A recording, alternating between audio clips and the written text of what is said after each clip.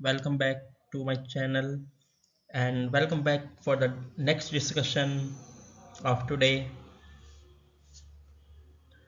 So guys, if we talk, देखिए अभी तक हमने बहुत सारी चीज़ें आपसे डिस्कस करी है, एक नॉर्मल कॉन्सेप्ट्स हमने आपसे डिस्कस करे हैं, लेकिन अब यहाँ से मैंने डिसाइड करा है कि अब मैं आपके साथ एक नॉर्मल कॉन्सेप्ट्स को डिस्कस करूँगा, साथ ही साथ मैं ट्राई करूँगा कि कुछ जो फार्मा के अंदर एक इम्पॉर्टेंट टॉपिक है जो बैचलर्स में स्टूडेंट्स जो है एग्ज़ाम टाइम में ढूंढते हैं कि कहीं से मुझे इनके बारे में एक ओवरव्यू मिल जाए। तो आज से हम उस तरीके से कुछ टॉपिक्स भी डिस्कस करेंगे। तो उस सीरियल को स्टार्ट करने के लिए मैंने आज अपना सबसे पहला टॉपिक ही चूज़ करा है, एंटी डायबिटिक ड्रग्स। अब गाइस देखो, ये सभी को पता है कि डायबिटीज़ क्या होता है, कि और डायबिटीज़ जो है हमारे लिए कितना इम्पोर्टेंट है एंड सो ऑन। की मतलब आपको पता है कि मतलब ये है कि आप सभी को लगभग ऑलमोस्ट पता ही है कि हाँ डायबिटीज़ क्या है और हम लोगों के लिए कितना इम्पोर्टेंट है, पेशेंट्स के लिए डायबिटीज़ आज के टाइम की। मतलब आज अगर हम बात करें तो 10 में से 2-3 ऐसे निकल ही जाते हैं जिसको डायबिटीज़ होगा ही होगा। तो उन सब चीज़ों को कंसिडरेशन करते हुए जो है ना, ये इम्पॉर्टेंट भी हो जाता है कि भाई अब आप अपना वो डायबिटी कंसिडरेशन को थोड़ा सा पॉइंट आउट भी करो। और एज अ फार्मासिस्ट ये आपकी ड्यूटी भी है कि भाई आप चाहे क्लिनिकल फार्मासिस्ट बने, आगे चल के हॉस्पिटल फार्मासिस्ट बने या कोई रिसर्चर बने, उन सब चीज़ों के लिए ना आपके लिए इम्पॉर्टेंट हो जाता है कि हाँ भाई एंटी डायबिटिक होता क्या है। क्योंकि आप कहीं भी जाओगे ना, सबसे पहले आपसे फार्मेसी में यही बात पूछी जाती है कि भैया देखिए, आप फार्मासिस्ट तो छोड़िए, फार्मा बैकग्राउंड तो आप छोड़िए, अगर आप नॉर्मल भी किसी बंदे के पास जाते हो ना, तो वो भी पता आपको क्या बोलता है, अच्छा आपने फार्मासिस्ट करी है तो चलो बताओ कि डायबिटीज़ क्या होती है, कौन कौन सी ड्रग आपके एंटी डायबिटीज़ में आपके कौन कौन सी ड्रग यूज़ होती है। तो उस सब चीज़ों के लिए आपके लिए ना बहुत ज़्यादा इम्पोर्टेंट हो जाता है कि हम इन सबको डिस्कस करें। सॉरी गाइस, आई होप कि आप भी आपको मेरी तरह कफ कोल्ड ना हो रहा हो, क्योंकि मेरे को तो हो रहा है, बहुत ज़्यादा कफ कोल्ड हो रहा है। बट आई होप कि आप लोग सब सही हो, और शायद आज मैं आपके साथ उतनी इस लाउडली बात ना कर पाऊँ या उतनी अच्छे से बात ना कर पाऊँ, लेकिन मैं फिर भी ट्राई करूँगा कि जितना बेस्ट हो सके मैं आपके साथ आपको उतना बेस्ट टाइम दूँ। तो आइए देखते हैं आज हम सबसे पहले कि हम डिस्कस करने क्या क्या वाले हैं। ठीक है, तो हम सबसे पहले बात करते हैं आज हम डिस्कस क्या करने वाले। सबसे पहले हम लेंगे आपका जो है ओवरव्यू। सबसे पहले हम लेने वाले हैं डायबिटीज़ का ओवरव्यू, उसके बाद हम classes of anti diabetic drugs, उसके बाद हम मैकेनिज्म ऑफ एक्शन, उसके बाद जो आपकी क्लिनिकल एप्लीकेशंस है आप उनको कंसिडर करने वाले हैं। इतना ही नहीं, हम इसके अलावा भी तो देखिए आज हम तो पहले जो हमारे पहले ही 4 टॉपिक है ना, ये अपने आप में एक बहुत बड़े टॉपिक है। और ये ऐसे टॉपिक है कि आपने अगर ये भी आप एग्जाम में लिख आते हैं ना, तो आपके 10 नंबर तो आप समझ लीजिए कि आपके कहीं नहीं जाने। मतलब ये अपने आप में ना कितना इंपॉर्टेंट टॉपिक है ये 4 ही, कि इनके ऊपर तो मतलब पूरी की पूरी किताबें लिखी है इन 4 टॉपिक्स के ऊपर ही। बिल्कुल, डायबिटीज के इन 4 टॉपिक्स के ऊपर ना पूरी बुक लिखी गई है। आप के डी त्रिपाठी देख लीजिए, उसमें इतना सब कुछ है। फिर अब आप बात करते हैं और क्या हम आज के टॉपिक में डिस्कस करने वाले, तो वो होगा भाई साइड इफेक्ट्स और उसके क्या क्या कंसिडरेशन आपके एंटी डायबिटिक ड्रग्स के, उसमें आजकल नए रिसेंट एडवांसमेंट्स क्या है और उसका फ्यूचर में क्या है एंटी डायबिटिक ड्रग्स का।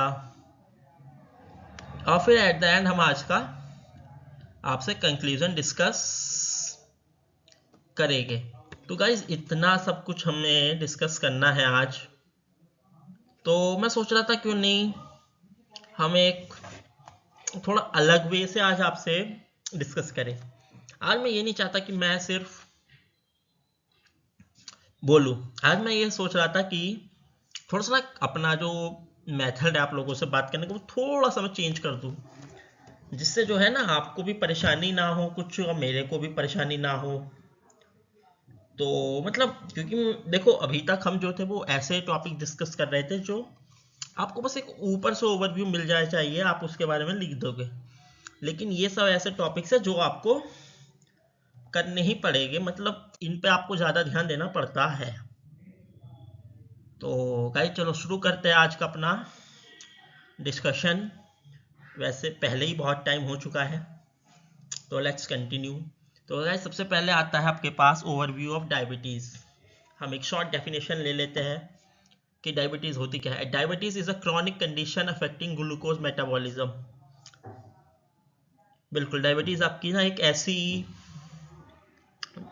क्रॉनिक डिसीज है जो कि आपका जो ग्लूकोज का मेटाबॉलिज्म आपकी बॉडी में होता है उसको इफेक्ट कर देता है। वो आपके अंदर जो है ग्लूकोज का जो मेटाबॉलिज्म होता है वो बहुत तेज हो जाता है, आपका जो शुगर लेवल होता है वो बहुत हाई हो जाता है। और मतलब वो अपने आप में ना एक बहुत बड़ा डिस्कशन हो जाता है कि भाई ये कैसे होगा, how we do this, how to solve and how we conclude this.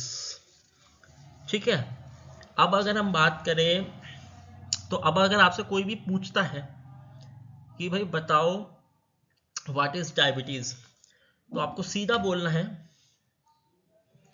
कि diabetes is a chronic condition which effect the glucose metabolism in our body. ठीक, उसके बाद हम बात करते हैं टाइप्स क्या क्या है आपकी डायबिटीज के। तो उसमें टाइप्स में सबसे पहले आपके पास आते हैं 2 टाइप्स की आपके पास डायबिटीज होती है। एक होती है टाइप 1 डायबिटीज, एक होती है टाइप 2 डायबिटीज मेलाइटस, और एक आपके पास होती है गैस्ट्रोइंटेस्टाइनल जीआई डायबिटीज। वैसे मेन आपके सब्जेक्ट्स में 2 ही होती है, ये तीसरी जो है मतलब इतना ज़्यादा इसके बारे में कुछ कंसिडरेशंस वगैरह है नहीं। 2 ही मेन होती है, type 1 diabetes mellitus and type 2 diabetes mellitus. ठीक है, अब हम अगर बात करें इसकी प्रीवलेंस क्या है, तो भाई डायबिटीज़ का प्रीवलेंस देखकर सभी को पता है कि आजकल ऑल ओवर वर्ल्ड में जो है ये फैला हुआ है डायबिटीज़। आपका डायबिटीज़ जो है ऑल ओवर ग्लोबली आपका एक बहुत बड़ा इशू बन चुका है, और ये जो है डे बाई डे ना मतलब बढ़ता ही चला जा रहा है डायबिटीज़। इसका मतलब कम नहीं हो पा रहा लेकिन बढ़ता चला जा रहा है। अब हमने जो है डायबिटीज़ क्या है ये तो हमने पढ़ लिया कि भाई ये जो है क्रोनिक डिसीज है जिससे जो है हमारा ग्लूकोज मेटाबॉलिज्म है इससे हमारी बॉडी में वो इफेक्ट होता है। अब हमने ये भी पढ़ा टाइप 1 टाइप 2 की होती है, तो भाई ये टाइप 1 टाइप 2 में है क्या। अब डायबिटीज तो एक ही होती है, तो देखो जो टाइप 1 डायबिटीज होती है ना उसके अंदर क्या होता है कि ऑटोइम्यून का डिस्ट्रक्शन हो जाता है जो, और पैनक्रिएटिक बीटा सेल्स जो कि लीड करते हैं आपकी इंसुलिन की डिफिशियंसी को। ठीक है, टाइप 1 डायबिटीज के अंदर जो है ऑटोइम्यून डिस्ट्रक्शन हो जाता है आपका पैनक्रिएटिक बीटा सेल्स का, जो कि आपको इंसुलिन डिफिशियंसी कॉज करते हैं। मतलब अगर आपको इंसुलिन डिफिशियंसी हो रही है तो इसका मतलब आपको क्या है, अगर आपको इंसुलिन लेना पड़ रहा है, आपके कमी है, तो मतलब आप अभी टाइप 1 डायबिटीज से सफर कर रहे हैं। वहीं अगर हम बात करते हैं टाइप 2 डायबिटीज की, तो ये जो है insulin resistance combine with relative insulin deficiencies often associated with the obesity. बिल्कुल, टाइप 2 में क्या होता है, जो आपके इंसुलिन रेजिस्टेंट कंबाइन होते हैं ना, जो आपके इंसुलिन रेजिस्टेंस होते हैं वो कंबाइन हो जाते हैं विद रिलेटिव इंसुलिन के साथ। जो आपके रिलेटिव इंसुलिन डिफिशियंसी होती है उसके साथ वो कंबाइन हो जाते हैं इंसुलिन रेजिस्टेंस, जो कि आपकी बाद में क्या बढ़ा देते हैं, ओबेसिटी को इंक्रीज करते हैं। ठीक है, तो ये आपका टाइप 1 टाइप 2 हमने आपसे एक मैन्युअली डिस्कशन कर लिया है। अब हम बात करते हैं भाई कि क्लासेस क्या क्या है एंटी डायबिटिक ड्रग्स की। तो मैं सबसे पहले बात करूंगा टाइप, इसमें आते हैं बाइगोनाइड्स। सबसे पहली क्लास आती है बाइगोनाइड्स। अब आप में से सबको पता होगा कि मेटफॉर्मिन जो है भाई सबसे ज्यादा यूज होती है एंटी डायबिटिक, और आप में से कुछ लोग ऐसे भी हो गए जो थोड़ा एक्टिव रहते होंगे फार्मा लाइन में, फार्मा न्यूज पे तो आपने सुना होगा कि बीच में ना मेटफॉर्मिन बंद हो गया था। मेटफॉर्मिन बंद कर दिया गया था बीच में कि उसमें कुछ इश्यूज आ रहे थे उसके कुछ, तो उसके चलते जो है इसको बंद कर दिया गया था, है ना। तो ये सब चीजें ना मतलब आपको धीरे धीरे आगे चल के आपको देखनी पड़ती है, ठीक है। अब मैं बात करता हूं भाई दूसरा क्या है, सल्फोनाइल यूरियाज। तो बाइगोनाइट जो है ना उसका सबसे बड़ा एग्जांपल है आपका मेटफॉर्मिन, ठीक है। उसके बाद आपके पास आता है सल्फोनाइल यूरियाज। अब हम बात करें सल्फोनाइल यूरियाज क्या है। तो जो सल्फोनाइल यूरियाज होते हैं ना वो आपके इंसुलिन का जो सिक्रेशन है वो स्टिमुलेट कर देते हैं पैनक्रियाज से, ठीक है। उसके बाद आपके पास एक आता है DPP4 इनहिबिटर्स, ठीक है। तो उसमें क्या होता है, उसमें जो है ना आपका इंक्रीज कर देता है insulin level of blood glucose level का, ठीक है। ये हो गया आपका एक नॉर्मल सा classes of anti diabetic drugs, ठीक है गाइस। और अगर हम बात करें तो देखिए मैं आपको एक बार इसमें ना मतलब यहाँ थोड़ी सी और मैंने ज़्यादा क्लासेस दी है। सबसे जैसे इसमें हमने अभी 3 पढ़ी थी, इसमें मैंने बाइगोनाइट्स को डाल दिया है, सल्फोनाइल यूरियाज को भी हमने डाल दिया, लेकिन इसके साथ कुछ और क्लासेस भी है। जैसे कि एक आपकी आ जाती है इंसुलिन। अब गाइस देखो इंसुलिन होता क्या है। तो इंसुलिन के अंदर ना गाइस देखो ये जो है ना आपका इंसुलिन, मैंने आपको बोला था कि अगर आपको इंसुलिन की जरूरत पड़ रही है या कुछ भी है तो उसके लिए आपको क्या चाहिए, आप मतलब टाइप 1 डायबिटीज के लिए इफेक्टेड हो, ठीक है। वहीं हम बात करते हैं सल्फोनाइल यूरियाज की। तो हमने आपको बताया था कि ये जो है ये इंसुलिन का सिक्रेशन को स्टिमुलेट कर देता from the pancreatic beta cell से। फिर हम बात करते हैं बाइगोनाइट्स। बाइगोनाइट्स में मैंने आपको बताया metformin is the best example of biguanides, जो कि हमारा हेपेटाइटिक ग्लूकोज प्रोडक्शन जो है उसको कम कर देता है, और जो हमारा इंसुलिन की सेंसिटिविटी है उसको अच्छी कर देते हैं।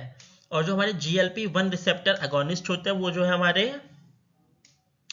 एनहांस कर देते हैं ग्लूकोज डिपेंडेंट ड्रग्स को, ठीक है। तो मतलब ये सब चीजें जो है हमें धीरे धीरे बता दी जाती है कि क्या है। अब हम बात करें कि भैया इनका मैकेनिज्म ऑफ एक्शन क्या है। तो देखो मैकेनिज्म ऑफ एक्शन ना इनका बहुत ही सिंपल सा है।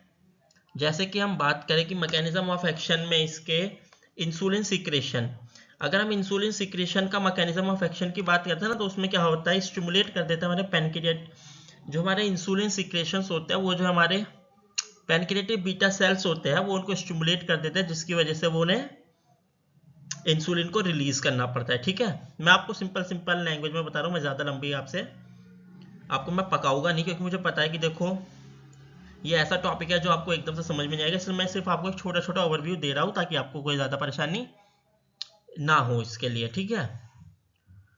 उसके बाद आपके पास आ जाता है इंसुलिन सेंसिटाइजेशंस। अब गाइस इंसुलिन सेंसिटाइजेशन में क्या होता है, ये जो है ना आपका जो बॉडी का रिस्पॉन्स होता है टू इंसुलिन वो उसको बढ़ा देते हैं।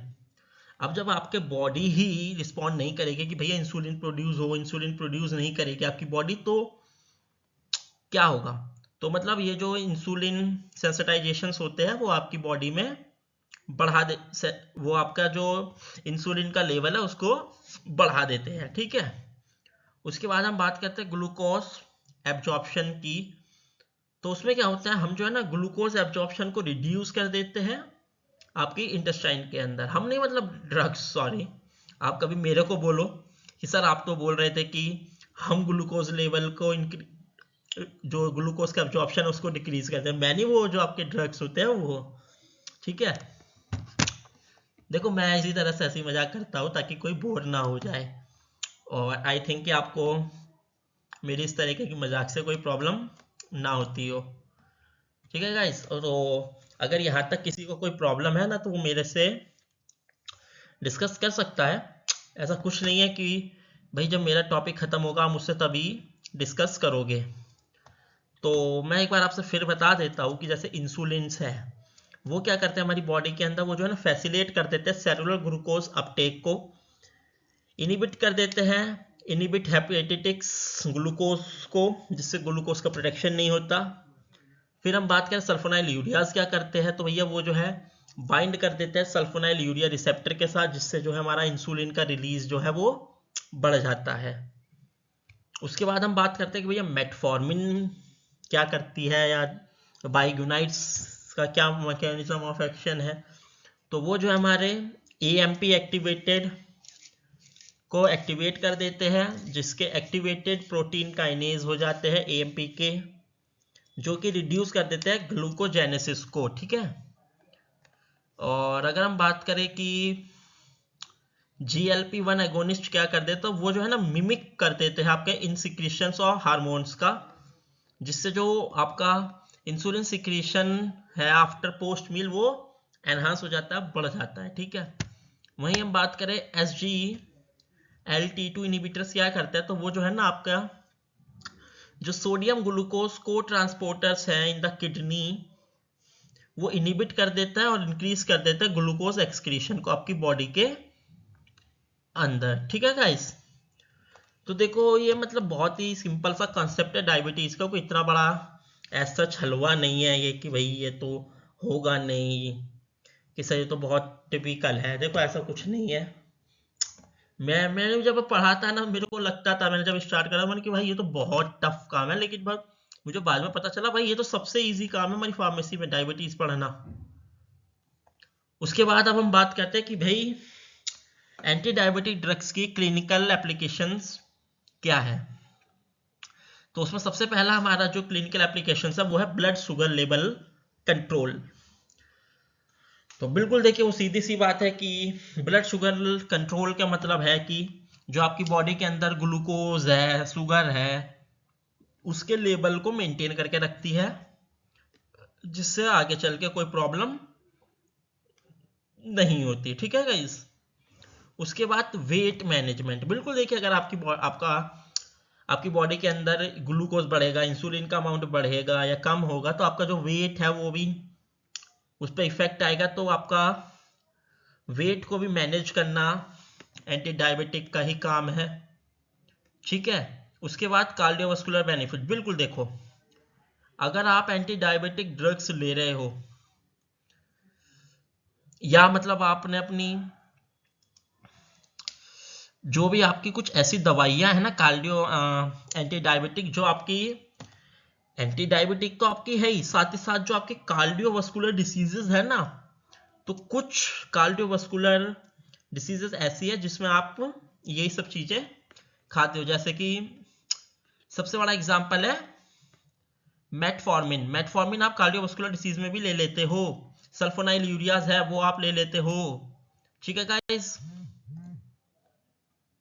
उसके बाद अगर मैं बात करूं, तो हम बात कर रहे थे कि टाइप 1 में क्या है। तो देखो टाइप 1 में क्या होता है, आपका सिंपल सी बात है भैया कि प्राइमरी मैनेज करते हैं वो इंसुलिन थेरेपी से, ठीक है।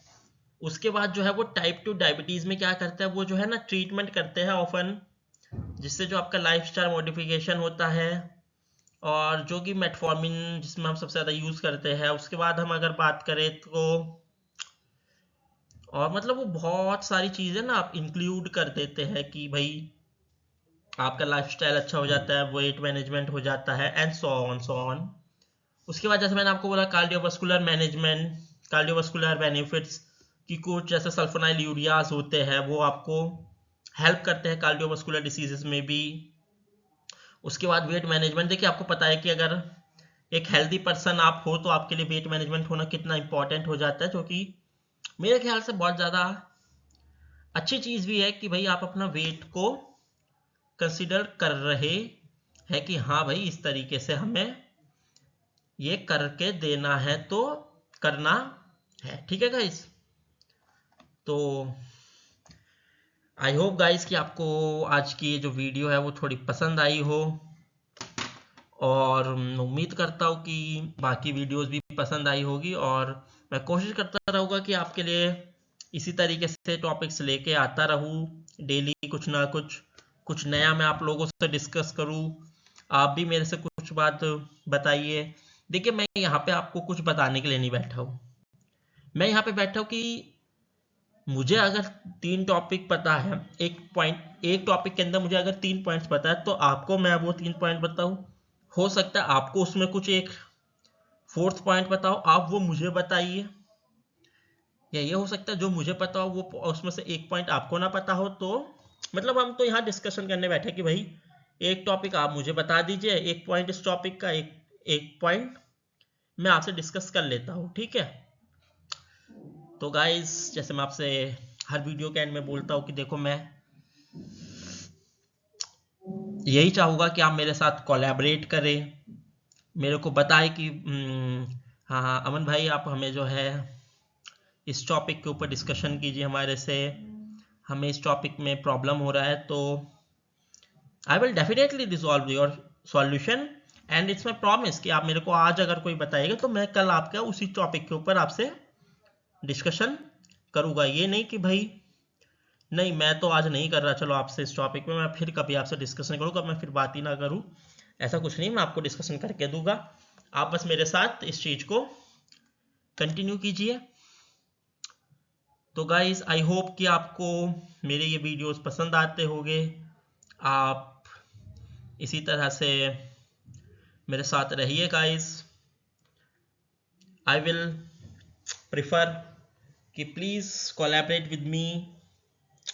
सो thanks a lot guys, bye bye, see you soon, stay healthy, stay safe, bye bye, and please comment me for any query.